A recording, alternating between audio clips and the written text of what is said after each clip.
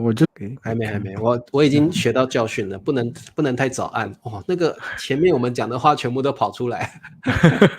特别多。对啊，然后我现在开 IG 哦，好，OK 开了，好的，好，大家好，欢迎大家来到大大叔叔中文。好，今天星期一是我们的直播时间，每个星期一到星期五，我们大叔中文都有直播课。那今天呢，灿叔跟茶叔要讨论一个大家会有兴趣的话题，就是学习语法真的可以把中文学好吗？这个我相信是学生们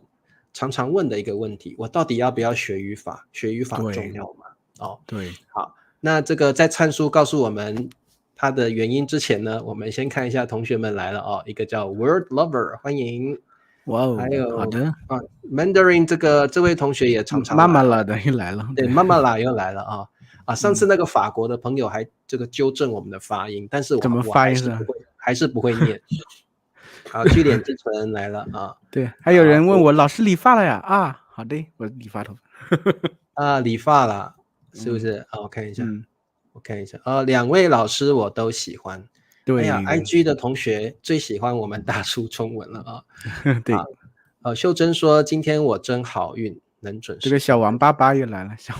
王爸爸小王爸爸好，秀珍很喜欢我们的课，今天终于能准时上课了宋平、小秋，好，那我们直接进入主题吧。灿叔，你觉得学语法，学语法真的能学好中文吗？我觉得其实这个问题吧，就是看你怎么看，而且看你这个所处的阶段在什么程度没错，就是比如说我们才接触中文的时候，我觉得不必太过于拘泥，就一定要学多少语法。因为一开始的时候，我是对我个人而言，我是比较推崇这种可理解性输入的学习，就是你接触大量的这个地道的这个语言材料，你通过不断输入之后，你能给自己打下一个比较好的基础，有比较多的语言材料可以用这个时候你就大胆的去说，大胆的去写，去阅读怎么的。但是我觉得语法是这样的，到一定阶段，其实它确实是有必要的，因为这个时候你就会发现很多东西你好像分不清楚。因为很多人都说，很多中文老师也说，哎呀，其实中文语法吧也没什么语法，没什么特别好学的部分。确实呢，相对于比如说欧洲那些语言，中文确实语法在一定程度表面上看起来确实比较简单，它也没有很多的变革的东西，也尾巴也不需要变，对不对？但是呢，中文就是很自由，越是自由的东西，其实说实话越难把握。这个地方就是中文难的地方，因为它太自由了，反倒不好把握。没错，这个我非常认同灿叔就是中文，很多中文老师说中文没有语法啦，其实不用学语法，但是我觉得中文还是有一些基本的语法，但是中文相对也很自由，越自由的语言越难学对，所以这个我觉得其实中文对我来说，中文要不要学语法？学语法真的能够让你的水平提高吗？我觉得这个也是要看你的环境。比如说，如果你的环境是有很多中国人，可以让你不断的自然的输入，就像灿叔刚刚说的理解性输入，常常有这个母语者跟你输入，我倒觉得语法不必要学那么仔细了，因为你已经有练习的机会，而且你有大量的时间跟大量的对象来练习你的中文，而且是自然的输入，我觉得语法在这个环境下就不是那么重要。但是很可惜呢，很多同学其实他的环境是很少有中国的母语者，中文的母语者，所以这个时候我倒觉得学一些语法其实对你是会有帮助的，因为如果你连基本的语法都不会，你要怎么构句，怎么想句子结构，所以我觉得这个还是要看你的环境了所以好，我们看一下，有些同学说语法很重要嘞。很重要呢好 Tracy 是我们的老朋友了，说的一点没错，有一些对这个真的，这是真的是很多汉语老师会说这个就一样啦，反正没有差了对那其实对于文法问题来讲，语法问题来讲，很多汉语老师自己也搞不清楚的也蛮多，没有专门学习或研究过，很难说清楚，很难说清楚因为而且我觉得语语法这个东西啊，它确实是语言的一个总结。最开始确实是没有语法的，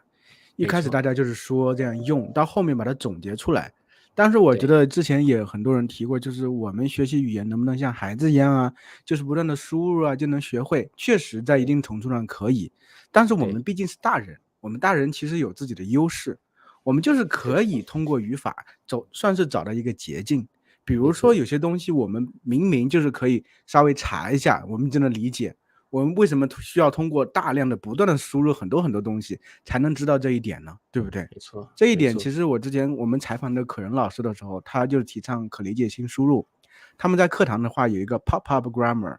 就是稍微点一下。我觉得这个其实那些东西，因为你半天就是要说半天解释不清楚，还不如给你直接告诉你一下语法。我觉得这个时候其实它就是比较有作用的。参叔说到一个重点，学习语法与否跟年龄也有关系。如果你是孩子，要你学语法太痛苦了，而且你也不喜欢。但是如果你是大人，你的心智比较成熟了，而且你会希望用系统性的方式学习语言，那我觉得语法就很重要。所以这个答案当然并不是必然的。这个要看你的年龄、环境，还有你喜欢的方式啊。那这个我们的月莹同学当然是语法的爱好者，他非常喜欢学习语法哦。好，那在这里呢，我觉得灿叔，我这边有一些例子哦。我觉得语法是可以帮助学生记忆的在特别是学习中文的，可能你是20几岁的学生，我觉得语法是可以帮助你记忆的。比如说，如果我今天教了各位同学一个语法，就是我这边有2个例子哦。好的，那各位同学，你们也可以告诉我这个句子的答案哦。好，我这边几个例子就是语法可以，不是有了，语法可以帮助学习啊。好，那这个灿叔，我们第一题可不可以帮我念一下？我什么？我比还是对，比选择比和你高，怎么选呢？同学们，另外一个是我比和你一样高。对。那各位同学，如果你是学 CI Comprehensible Input， 可能你要非常大量的输入，你才有办法理解这个答案是什么已经有答案，秀珍已经把答案说出来了，我比你高，我比你高。对，那另外一个答案呢？我比和你一样高，这题的答案是什么呢？裴静很厉害，裴静一直跟我学写了，对，好，那这个各位同学，如果你是用可理解性输入，你可能要花好几堂课才能够把它练得很熟练。今天茶叔要告诉大家的就是说，如果你记得语法 A 比 B 高，你把它记起来了，其实可能短短几分钟你就懂了这个语法点了。那 A 和 B 一样高 like the same as 那个感觉那就是 as tall as。 那其实如果你记得 A 和 B 一样高，那其实短短几分钟你就可以掌握这个句型了。所以我觉得对于成年人来说，这种比较有系统性的语法你很快就可以掌握。但是如果你是像孩子一样一直大量输入，可能你需要花好几堂课你才能够真正熟悉这样的说法所以我认为在对于成人来说，语法的确是可以帮助你记忆，可能短短几分钟你可以把这2个简单的语法点把它记起来所以我觉得，而且这个常常有学生错，有学生会说我和你高或者是有学生会说我比你一样高，这是我最常见的错，最常见的学生错误，我比你一样高他们都会用错。所以如果各位同学能够记得语法点，这个句型很容易就可以掌握好，这是第一个例子那这个还有就是我们之前有聊过那个把句型，对吧？比如说我把笔捡起来，这个如果你是用 comprehensible input 这种输入的话，可能你要花非常大量的时间才有办法熟练这个句型。但是如果你用语法去记，把加上宾语加上动词再加上补语，比如说我把后面加宾语就是笔，我把笔捡就是动词，起来是补语，起来就是指它的方向补语，我把笔捡起来啊。所以这个我觉得在某些句型上面，如果你是以记语法点的方式，我觉得会比较快一点，会比对啊，较比如容易记。还有一个叫那个什么而且，这个应该很多同学很难分，而且这个它意思和就是跟而且，和嘛，对，和而对且，对对不对？对对对，没错嗯啊。和跟而且这个灿叔提到的，就是一个很多汉语老师不太会教的。那最简单的分法就是和是接名词，两个名词啊，我和你啊，比如说笔和一本书啊。那这个而且通常是接两个，可能是句子吧。句子比较多，句子比较多啊，所以都是英文的 and。那如果你记得一些语法点，的确可以帮助你记忆把后面是具体的，对，物品比较多啊，物品比较多，对，所以这个我个人觉得，在成人，如果你是一个没有什么时间的成人，你想要速成，记语法当然是个很好的方式。记语法是很好的方式所以我觉得大家也不要说完全依赖语法，也不要完全舍弃语法我觉得语法还是有一些重要的感觉对。好的，而且其实我那们发现很多同学他其实虽然学了很久啊，就是对，他的你感觉他其实也知道很多词汇，他的句而且也子其知道很多实整体语法，而且也知道很多语法，对对，但是他有时候他就是好像用的不地道，就是这个其实是这样的你虽然去对学，但你他用的就是不地道，可能就是我是觉得可能输入还是不够多吧，可能是这对，个感觉。其实就是各位同学学语法的时候，也嗯要用灿叔说的大量输入，不然会跟这个 Mandarin 同学一样，嗯，我跟 Tracy 一样不把握了我了，对那这啊，个不可能就用错了嗯，应该是没办法吧，对不对？我和对。Tracy 一样没办法，就是 cannot， 这里就不能用不这个不在把握都不能在这里用啊，其实，对把对吧？握用这里也很奇怪，你就是不懂吧，我也不懂对，之类的我也我和 不会用 Tracy 了，我我也不也不会会用了，用了。那嗯这个各位同学就是这个，我觉得我可以提一点，就是说很多人熟悉语法点，然后背了很多词汇，但是对我们母语者来说，你说的中文还是不地道，就像灿叔说的，输入不够，你没有办法去分辨真正地道的中文是怎么说的，输入不够我这里也有几个例子，学生常犯的错误，比如说这个我把它界定为语法不熟悉的阶段那我可以举个例子这个我非常常听到同学说，因为他们学语法点学到从来就是 always，然后他就会说我从来喝咖啡然后我就其实我就懂，但是懵了，我会懵一下，我从来喝咖啡所以这个我会界定成你懂语法点，但是因为你的输入不够，结果说出来的你合乎语法却不地道，而且也不是我们用的句子，反而甚至母语者听都听不懂你说什么，而且你背了那么多语法点跟单词，居然发现我所造的句子是母语者可能觉得不地道的东西所以这个我觉得输入就像刚刚Ben叔说的灿叔说的我知道了，我真的知道了，你真的喜欢Ben叔这一点哦，连Ben叔都不在你都提他，你爱的就是 Ben叔你上一期就是这样哦，我记得我在心里记个小本本，记上。对，小本本已经是一个正字记号有好几个字了对，这个我把它界定成学生是不熟悉语法的阶段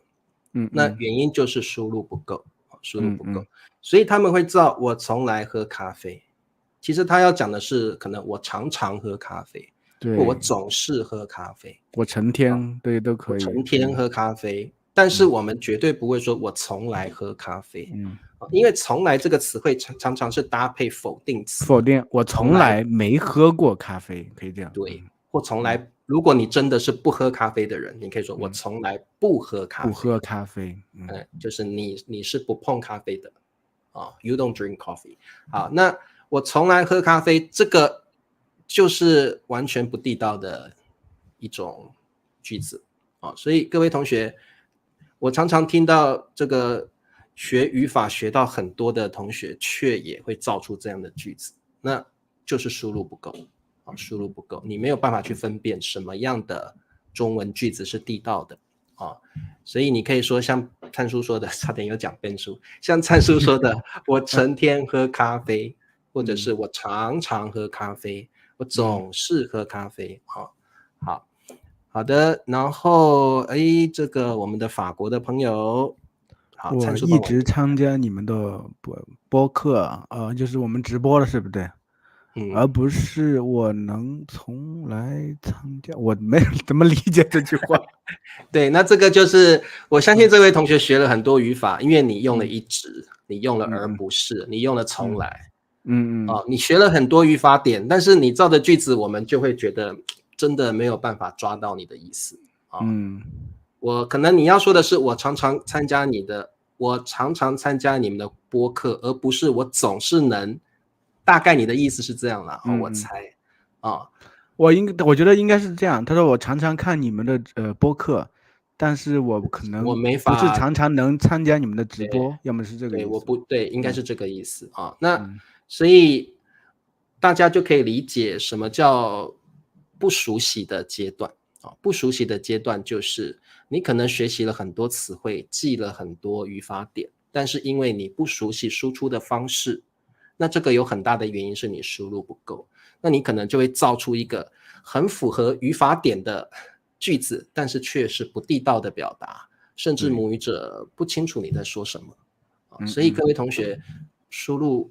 我觉得输入也很重要啊，因为你从输入就可以知道母语者平常怎么说话。那输入最好的方法，我觉得就是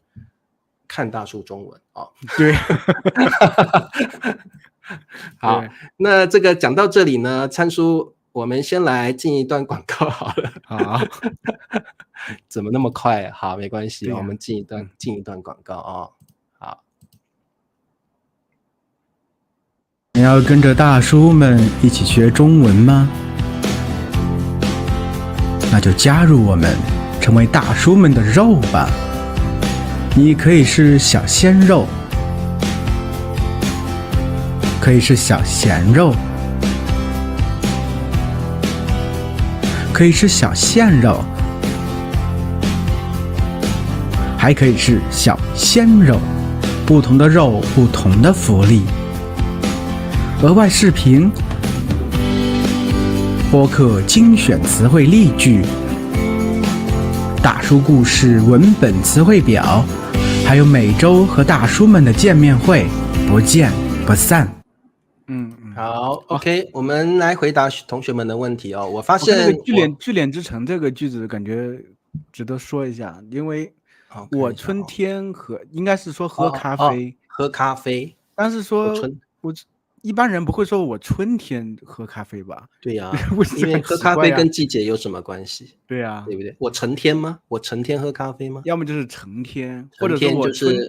我春天的时候常常喝咖啡，要么也是就是感觉我春天喝咖啡好有点奇怪啊。我每天喝咖啡可以，我每天喝咖啡。我喜欢看大叔中文，这句话太棒了哈。对，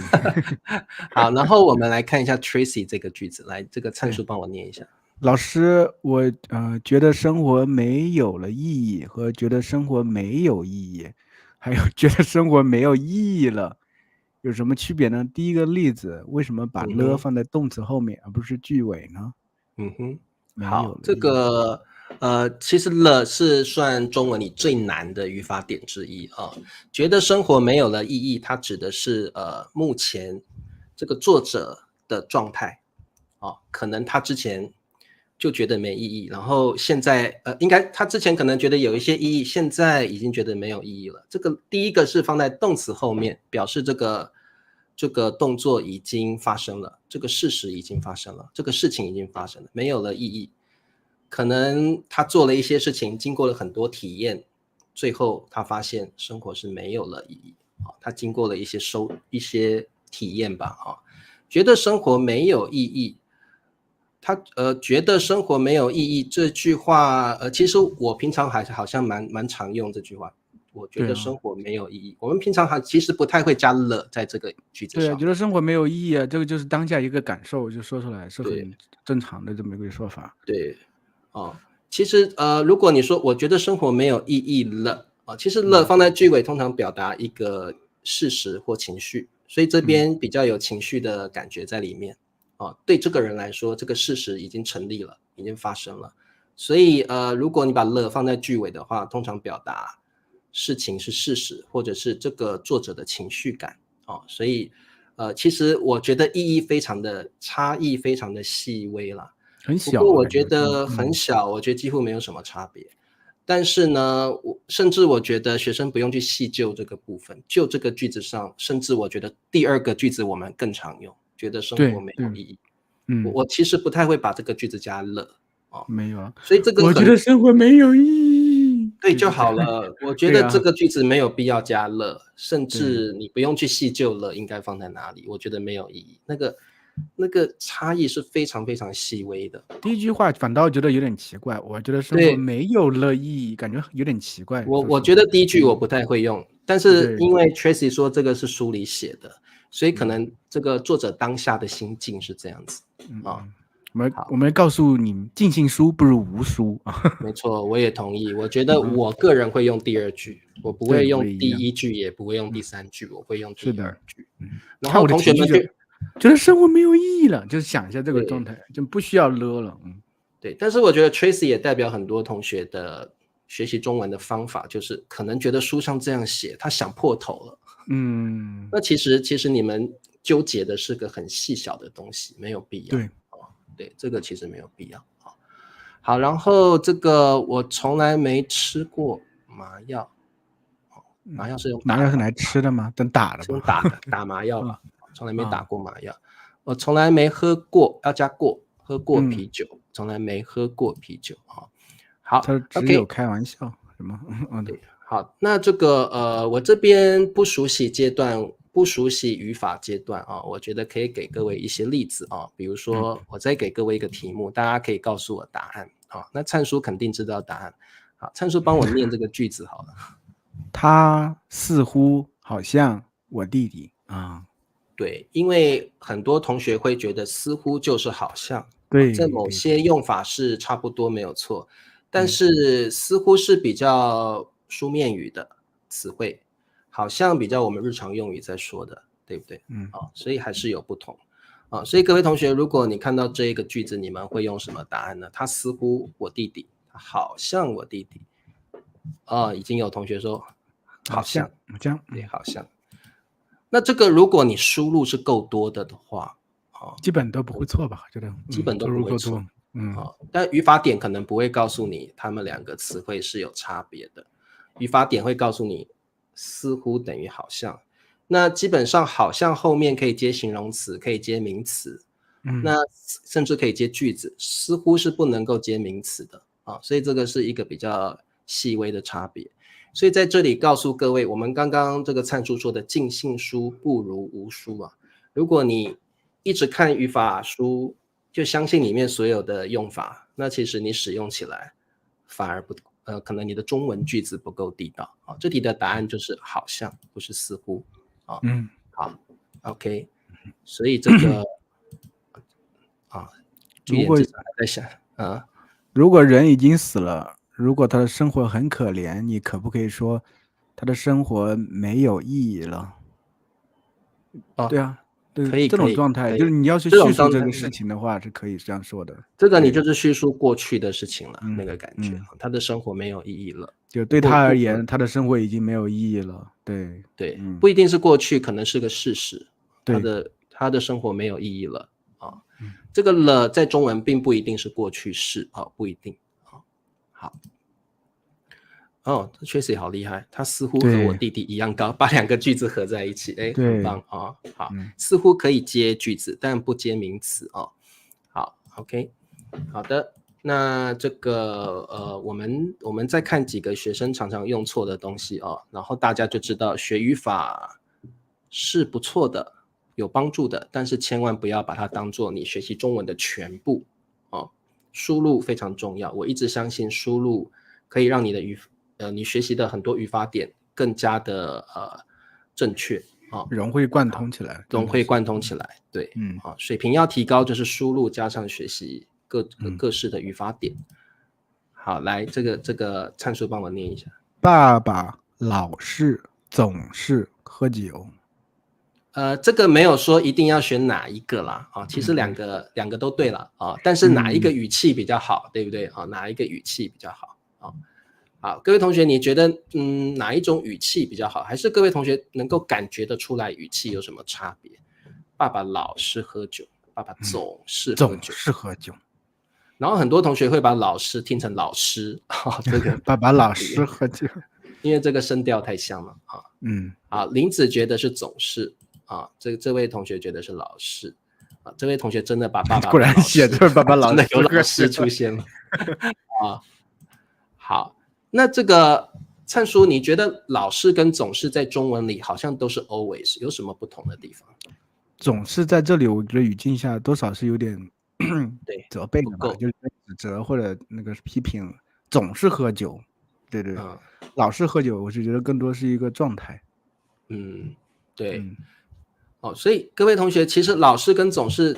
都可以，但是语气是有点不一样的，那你就要知道它的不同在哪里所以这个没有说一定要哪一个答案，但是各位同学要知道它的对它的语境都差不多，甚至你用语气去改变它的句子。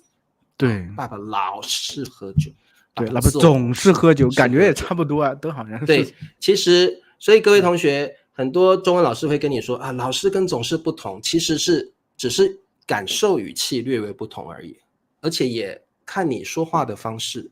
是都可以的，没有什么不行那可能有的老师说你用老师不能用总是那我是觉得比如说同样一个句子，我给你们举一个例子，比如说我就现在是比较平和的语气查叔老是把我名字和笨叔搞混我有点伤心这样对，另外一个就是查叔总是把我名字和笨叔搞混，气死我了，生气了所以这个你只要把语气加进去，其实老师跟总是的差异不大了差不多的所以各位同学我也提倡一个观点，大家不要太用对错观念去想一个句子其实如果真的能够是母语者常用的，然后沟通上也没有问题，我觉得不用觉得太纠结中文太细微的太纠结一些细微的地方好，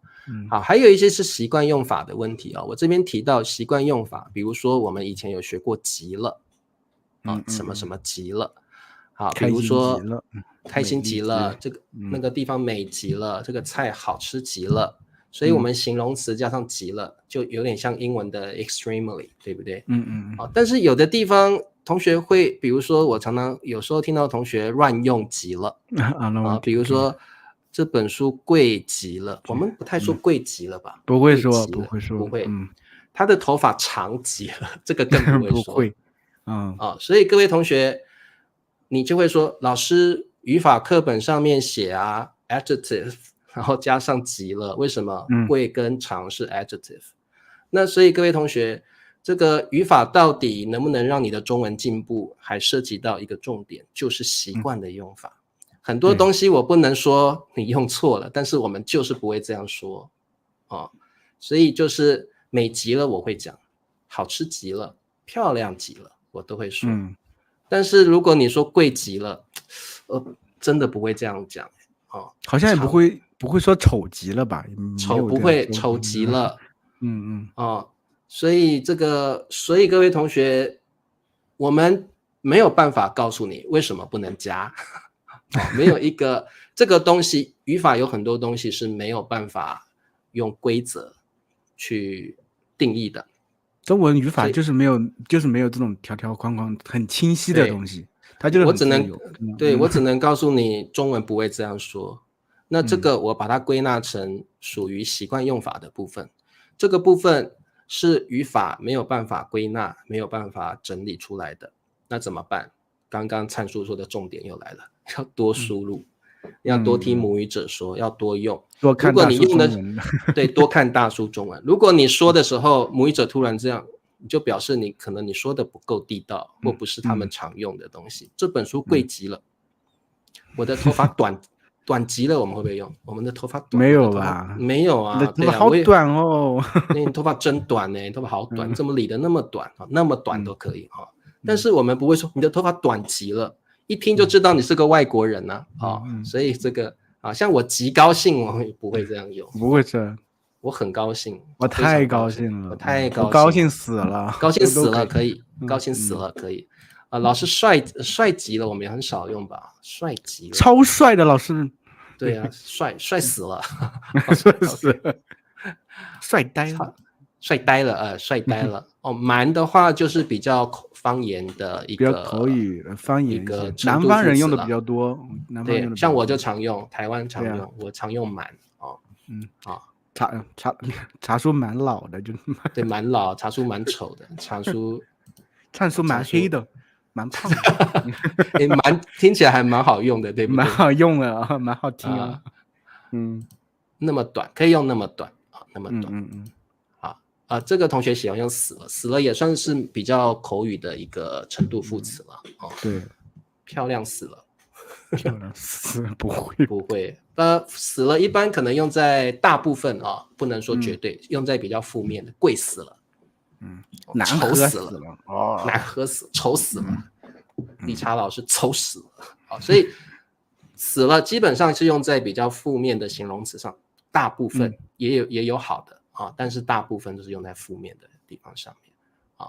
好，笑死了啊，可以有些时候可以用在动词上面，可以笑死我了，可以。对，好，所以呢，今天我跟灿叔就是告诉各位，你犹豫了一下，茶叔，我真的，对我现在都要思考一下怎么办，烦死了，OK， 烦死了，我们就不会说烦极了，对不对所以这个在这里告诉各位同学，语法能够提高你的中文水平吗？能够提高你的这个口语吗？我觉得我们的答案是不一定，看你的环境、年龄、学习的方式。当然，我们觉得语法绝对多学习是有它的好处，但是不能够完全学语法而已，因为这会造成你的不熟悉的阶段，你真的会说出很多不地道的中文。那像灿叔说的大量输入也是有绝对的好处，所以我觉得大家2个方法都要用相信你的中文水平就可以提高了多看大叔中文哦，对，多看大叔中文，然后加入我们的会员，要支持我们，我们希望越来越多的同学加入我们的会员，那我们就爽死了，爽死，开心死，开心死，不用爽死了，开心死了。好，那么灿叔，我们跟大家说再见吧。再见，下次更有趣哦，拜拜。饿死了可以，饿死了很好，吓死人了。OK， 好，拜拜。